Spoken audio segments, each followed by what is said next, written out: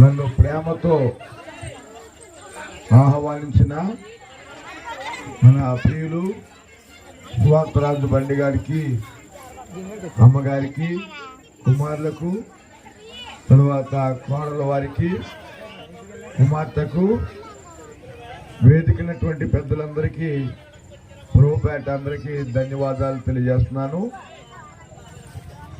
అలాగనే చేరు వచ్చిన విశ్వాస బృందానికి ప్రభుపేట ధన్యవాదాలు తెలియజేస్తున్నాను.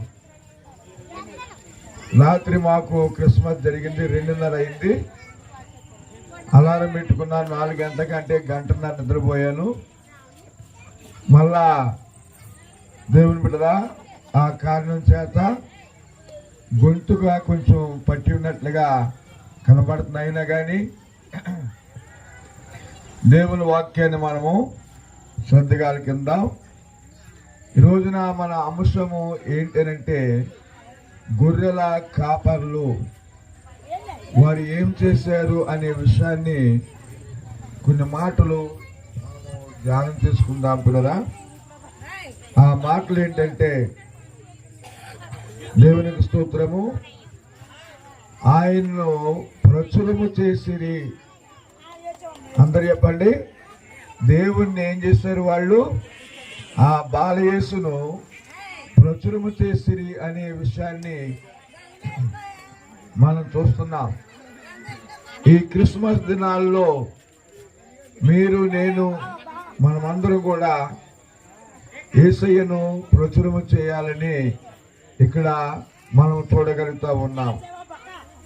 9వ కీర్తన 11వ వచనాన్ని మనము ధ్యానం చేసినట్లయితే, 9వ కీర్తన మరి ఇప్పుడు 11వ వచనాన్ని ధ్యానం చేసినట్లయితే చదవండి, వాక్యం చదవండి. 9వ కీర్తన 11వ వచనం. సియోను నివాసి యెహోవాను కీర్తించుడి, ఆయన క్రియలను ప్రజల్లో ప్రచురము చేయుడి. ఆయన క్రియలను అనగా పనులను ప్రజల్లో ప్రచురము చేయుడి. ఇప్పుడు మనము ఈ ధనాన్ని హెచ్చించి, చాలా చోట్లలో ధనాన్ని హెచ్చించి ఎందుకు ఈ క్రిస్మస్ ఆరాధన పెడుతున్నారంటే, జనులలో అందరు చెప్పండి, ఆయన నామాన్ని ప్రచురము చేయాలి. దేవునికి స్తోత్రం కలుగును గాక. మరి ప్రియులరా, మరి మనం ప్రచురం చేస్తున్నామంటారా?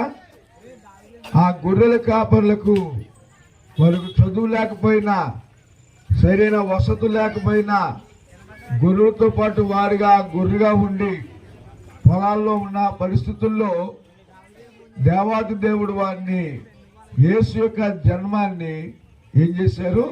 ప్రచురం చేశారు. మీరు, నేను, మనమందరం కూడా ప్రచురం చేయాలని ప్రభుపేట కోరుతున్నాను. 95వ కీర్తన.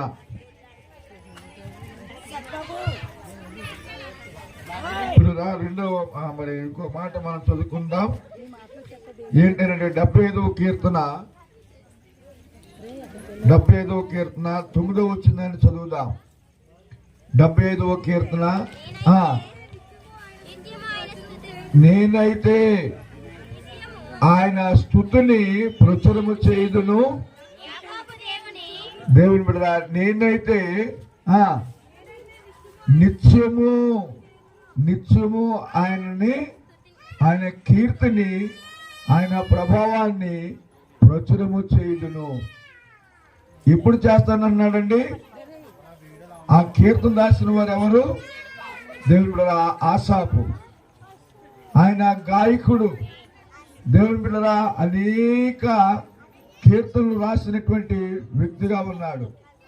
అలాంటి పరిస్థితుల్లో పాటలు పాడి రాగం కల్పించి ఎన్నో పాటలు పాడుతున్నారు.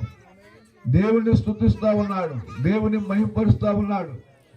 కనుక పిల్లరా, మరి మనం చూసినట్లయితే ఈ రోజున 4 పాటలు నేర్చుకుంటే ఆయన పట్టుకోలేకపోతున్నాం. అంతేనా? 4 మాటలు నేర్చుకుంటే దేవుడురా ఆయన అసలు దేవునికి స్తోత్రం ఆకాశానికి ఎత్తుతున్నారు. కనుక ప్రార్థన 4 ప్రార్థనలు చేస్తే అమ్మో మీరంతా ప్రార్థన పనులు లేరని చెప్పుకుంటున్నాం. కానీ నా అనేకమైన కీర్తన రాసి ఏమన్నాడండి, నేనైతే ఆయన స్తుతిని నిత్యమని ఉంటుంది చూడండి అక్కడ. అమ్మా ఆయన స్తుతిని నిత్యము ఏం చేయాలండి, నిత్యము ఆయన గూర్చి ఆయన స్తుతిని ప్రచురము చేయాలి నిత్యము.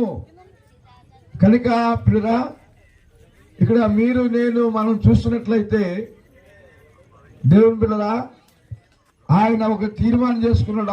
ఆ వాక్యం నాకు చాలా ఇష్టం. కనుక ఐ ప్రొక్లైమ్ హిస్ గ్లోరీ. కనుక ఆయన స్తుతిస్తున్నాను, నిత్యము స్తుతిస్తున్నానని, ఆయన స్తుతిని ప్రచురము చేస్తున్నానని చెప్తున్నారు.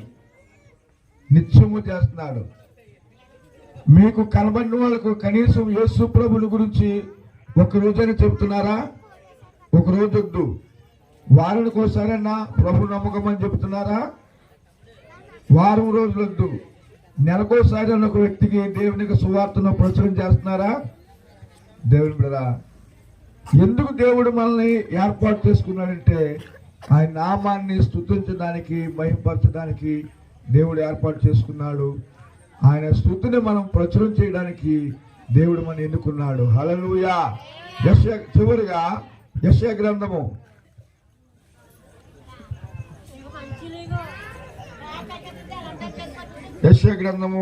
12వ అధ్యాయము 4వ వచనాన్ని మనం చదువుదాం. యెహోవాను స్తుతించుడి, ఆయన నామాన్ని ప్రకటించుడి, ప్రజల్లో జనముల్లో ఆయన క్రియలను ఆయన పనులను ప్రచురము చేయుడి. కనుక జనముల్లో మనం ఏం చేయాలంటే దేవుని బిడ్డలా ఆయన కీర్తిని, ఆయన ప్రభావాన్ని మనము ప్రచురము చేయాలి. అందుకే దేవుడు మనల్ని ఎన్నుకున్నాడు. ఆ గొర్రెల కాపులు ఎలాగైతే యేసు ప్రభు యొక్క స్తుతిని ప్రచురం చేశారో, ఆయన జన్మాన్ని ప్రచురం చేశారో, మీరు నేను మనం అందరూ కూడా జనములలో ఆయన కీర్తిని ఏం చేయాలంటండి, ప్రచురము చేయాలి. ప్రభువా, నేను పాశ్చాత్యులు వారి సౌఖ్యాలు విడిచిపెట్టుకుని, వారి ధనాన్ని విడిచిపెట్టుకుని, ఐశ్వర్యాన్ని విడిచిపెట్టుకుని మనతో పాటుగా దేవుని బిడ్డలా అద్దెల్లో ఉండి మరెంతో ఆయన నామాన్ని ప్రచురం చేశారు. కనుక ఈ రోజున మనం ఎలాగ రక్షించబడ్డాం. నిజంగా నీవు కూడా ఇతరులు, ఒక వ్యక్తిని నీవు కూడా ఆయనకు నువ్వు ప్రచురం చేస్తే, ఆయన నామాన్ని గణపరిచినట్లయితే, ఒక వ్యక్తిని ప్రభు దగ్గర తీసుకుని వస్తే అదే నిజమైన Christmas. Happy happy Christmas, merry merry Christmas. ఈ వాక్యం ఇచ్చినటువంటి దైవ సేవకులకి మరి ప్రభుపేట మరోసారి ఆ కుటుంబానికి ధన్యవాదాలు తెలియజేస్తూ కొద్ది మాటలు నేను ముగిస్తున్నాను. మన వెనుకలలో ఈ మాటలు ఆశీర్వదించి దీవించి కాపాడును గాక. రక్షక నీకు వందనాలు, స్తోత్రాలు. ప్రేమాలయ చర్చి నేను సభ్యులు ఈ కార్యక్రమాన్ని ప్రభువా ఎంత ఘనంగా బలంగా ఏర్పాటు చేశారు. అలానే మీ దాసులను కూడా ఇందులో పాలిభాగస్తులుగా ఉన్నారు. వారి కుమారులు, కుమారుళ్ళు, దేవా కుమార్తె పాలిభాగస్తులుగా ఉన్నారు. తండ్రి దేవా, నీ నామాన్ని ప్రచురం చేయ నిమిత్తం ప్రతి సంవత్సరం కూడా ఈ కూడిక ద్వారా ఒక ఆత్మైన నాయన నీ దగ్గరికి రావాలి ప్రభువా. వారిలో నీవు జన్మించాలి ప్రభువా. వారి జీవితాలు ఆశీర్వాదకరముగా, దీవునికరముగా, మంగళకరంగా ఉన్నట్లు సహాయం దయచేయండి. ఏ సతి పరిశుద్ధ నామం బట్టి అడుగుతున్నాము మా పరమ తండ్రి, ఆమేన్. వాక్యం తినకుండా గారికి, అధ్యక్షుల వారికి ధన్యవాదాలు. Thank you.